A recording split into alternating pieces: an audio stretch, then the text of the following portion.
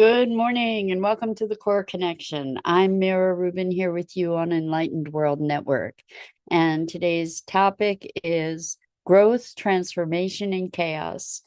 We seek growth and change and transformation, and yet we want it to be easy, right? The thing is that growth by its nature is a disruption. Transformation is a disruption. So now we're going to look at how we can embrace and allow that transformation with as much grace as possible, moving through these transitions. But before we get started, let's take a minute or two to get present. Good morning, Rosalind. Welcome. So great to have you here with us this morning. And welcome to everybody else who's joining us. So let's just take a minute or two to get present. Let's take a deep breath in through your nose and hold it. And imagine clean, crisp oxygen flooding your lungs, flowing into your bloodstream, nourishing all your cells, your organs, bringing vital life energy to your body and being. And as you exhale any tension, stress, negativity, fatigue.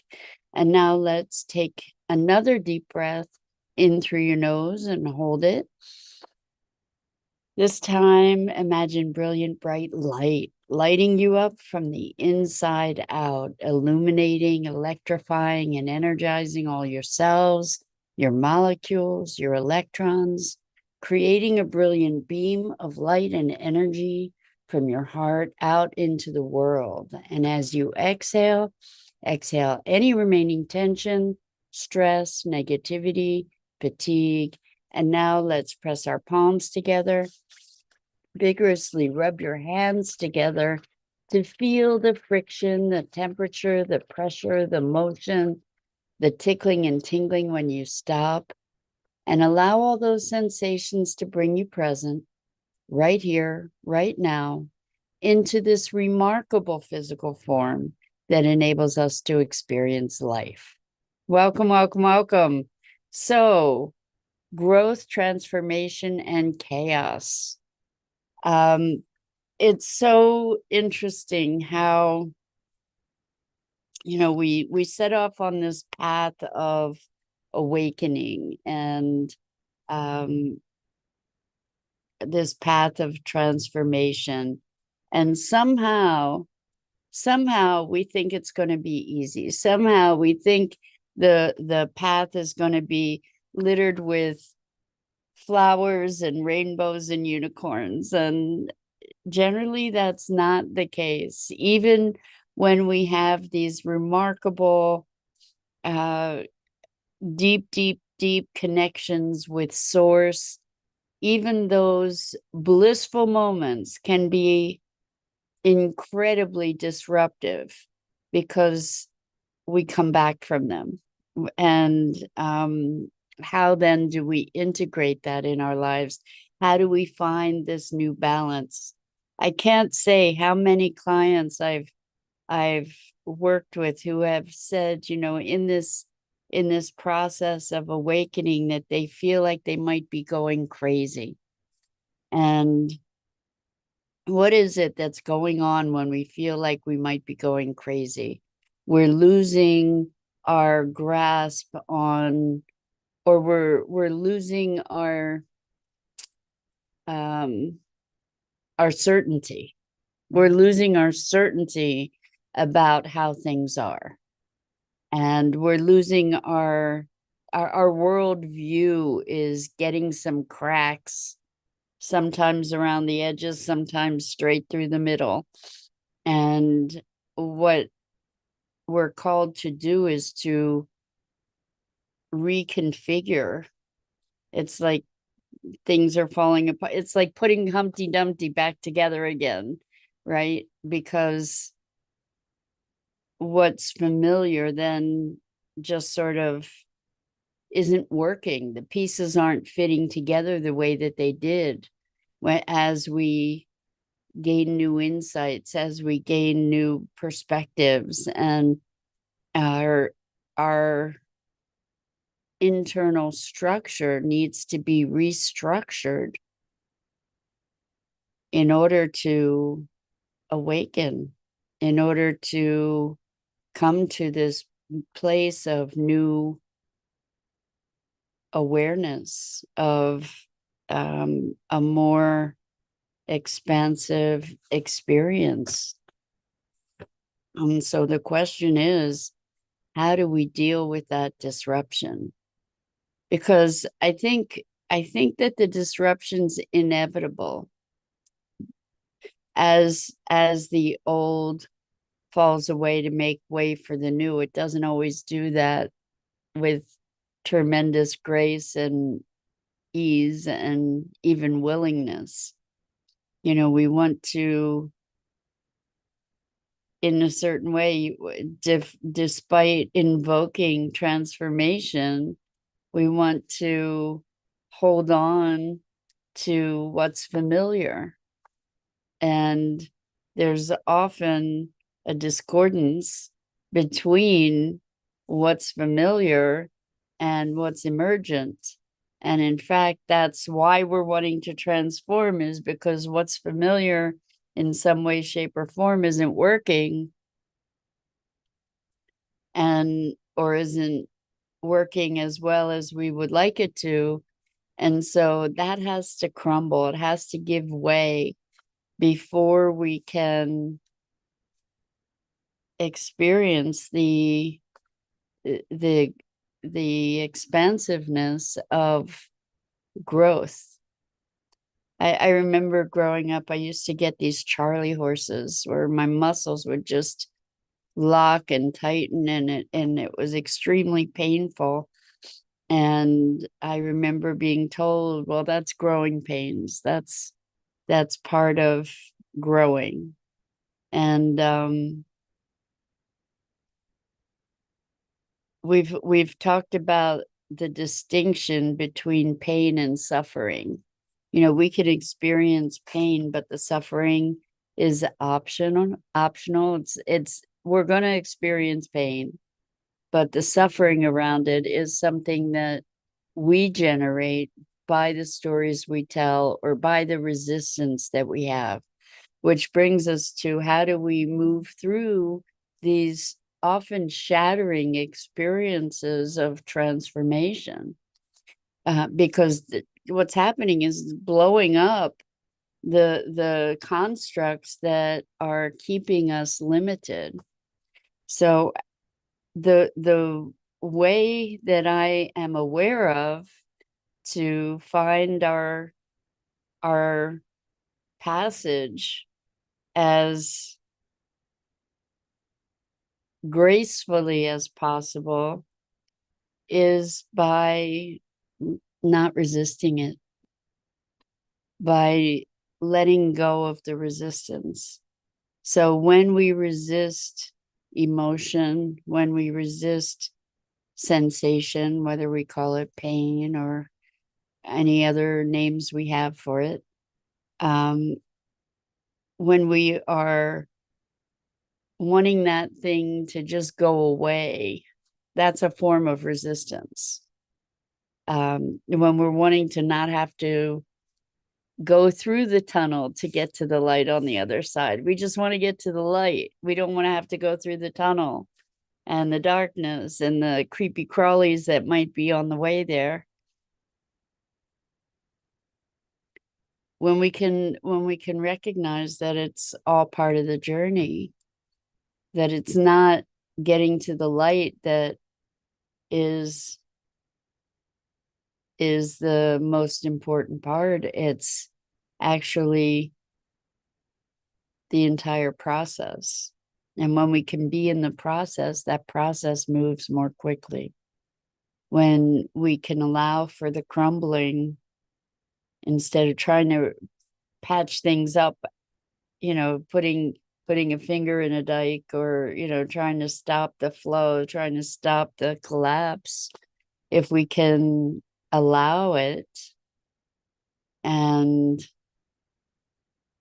be present in it, then we actually have choice available to us. We actually have the the presence that we bring actually facilitates the process. So the more we resist or deny or struggle or go numb, the more we disengage from what is present, the more difficult that transformation is going to be. And we've been talking about the flow of energy and the flow of emotional energy and physical energy.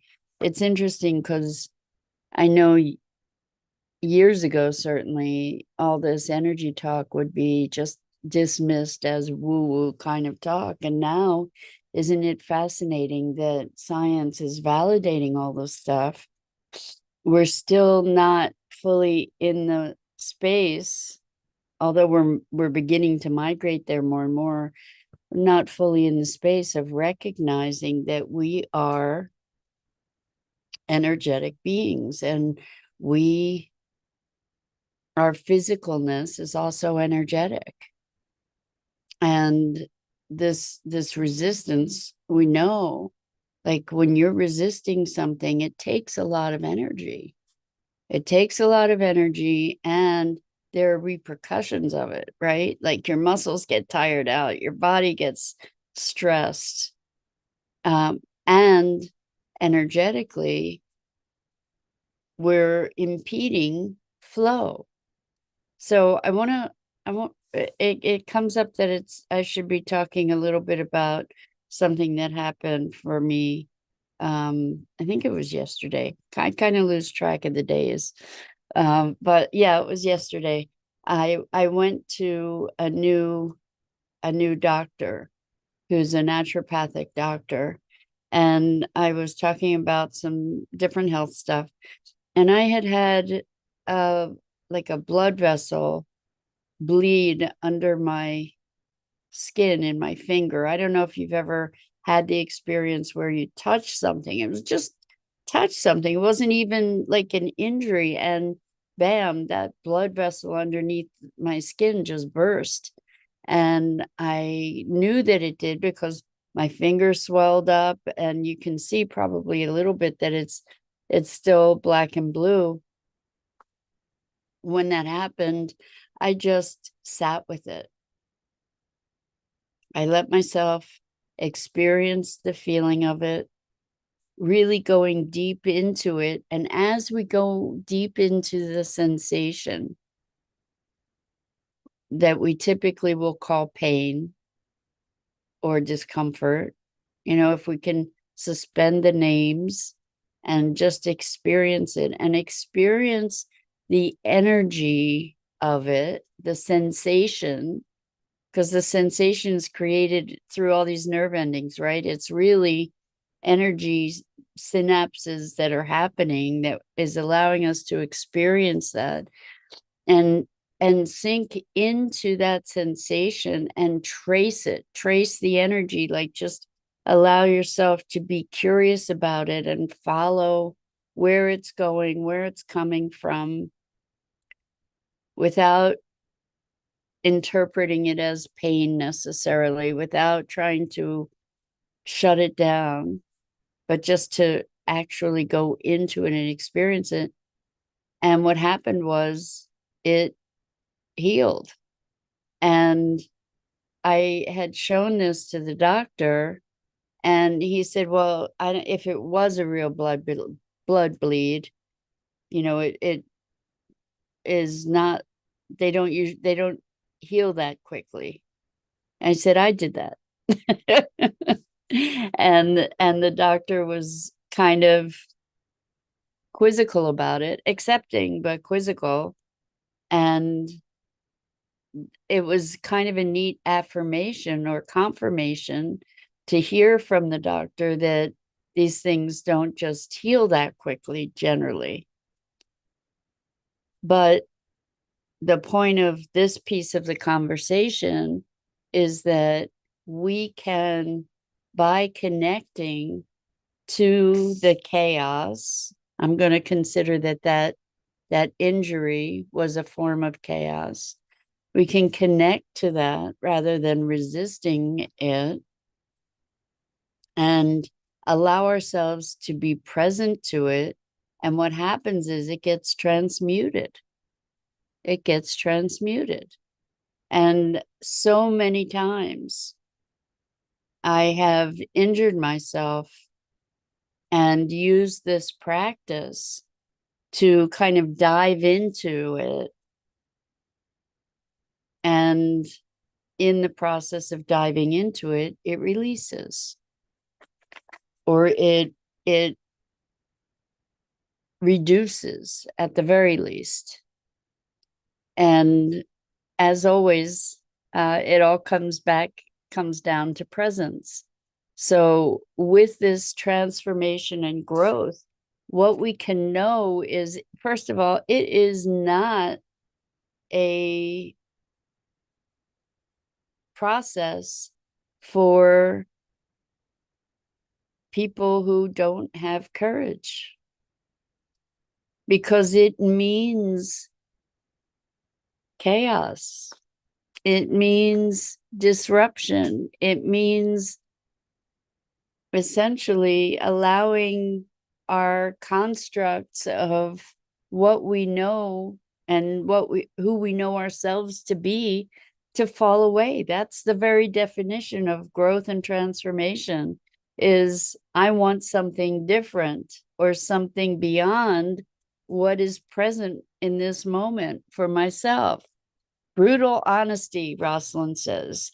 Yeah, yeah. Well, so it's interesting, you say brutal honesty, and I get that, because honesty, when we look, we have reactions sometimes to what we see, what that honesty is entailing, to have that look at ourselves. But the thing that makes honesty brutal, I think, is the judgment that we apply to it. Like, it's not okay to be whatever it is we're seeing. We're judging it, and that's what makes it brutal, rather than we're seeing it and being present to it. And the key for making our transition and our transmutation easier is this willingness to be present without judgment. We talk about unconditional love, and unconditional love is being present with open heart, with suspension of judgment. And I don't mean good judgment, bad judgment, like personal judgment, choice kind of thing. I mean, without saying this is bad, this is good, in the process of our evolution, because we're going to have upset. It's going to happen. You can't change without upsetting the apple cart. Change by definition is chaotic. And we can if we can allow for the chaos, then we can move through it with greater grace. The image of cleaning house just came up for me, where when we're cleaning, you're moving around the furniture, you're kicking up the dust. Things often get way messier before they get orderly and clean. And that's what this growth and transformation process is. It's not for the faint of heart. It takes courage to be willing to detach from our knowing of who we are as we are becoming. And that's the essential practice, is to be able to, again, hold with open hand who we are, what we believe, so that we can emerge, so that we can evolve, rather than trying to hold ourselves fixed. And yes, there are certain tones that remain the same. There are certain foundational, the essence, the essential tone of our unique being that remains constant.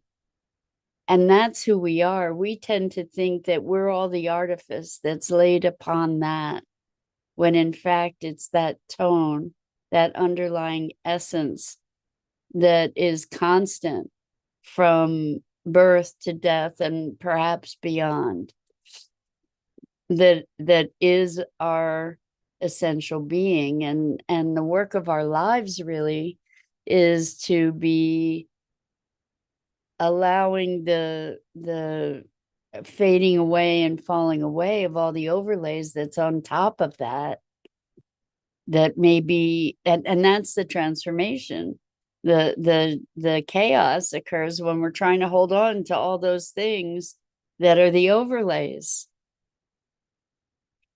So holding life with open hand, holding the change and disruption also with open hand, and allowing ourselves to breathe into it and to be curious and to have compassion for ourselves and for the process, can help to ease that path into and through transformation.